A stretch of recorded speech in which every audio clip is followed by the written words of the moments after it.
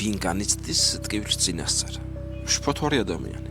ანუ სიტუაცია ჯერ არც კი მომხდარა, შეიძლება არც მოხდეს, მაგრამ შფოთვარი ადამიანმა უკვე დადგა დრამა თავის გონებაში და იტანჯება ზუსტად მისი შექმნილი სურათით. ამ დროს კი უბრალოდ დავიწყდება, რომ წარსულზე ან მომავალზე ეხება უბრალოდ არაა მომგებიანი.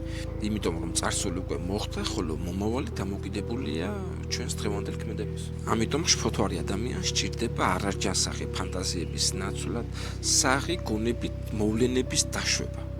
მაგალითად, დაიწყო დრამა.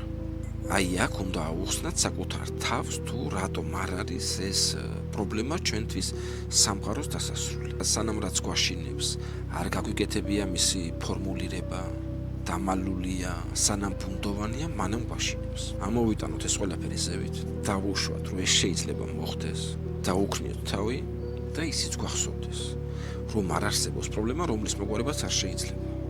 რაც გვაღელვებს თუ მასზე ზემოქმედების მოხდენა არ შეგვიძლია, რა აზრი აქვს მასზე ღელვას. თუ შეგვიძლია ზემოქმედება, მაშინ ვიმოქმედოთ ისე, რომ აღარ ვიშფოთოთ. ის რაც უკვე დაუშვით ჩვენს თავში რომ მოხდეს, ვეღარ გმართავს. ძალა აღარ აქვს. გაუგზავნეთ ეს ყველა შფოთვარი ადამიანს და ასევე გამოიწერეთ ჩემი გვერდით. აქ ნახავთ თქვენ ბევრ საინტერესო ინფორმაციას.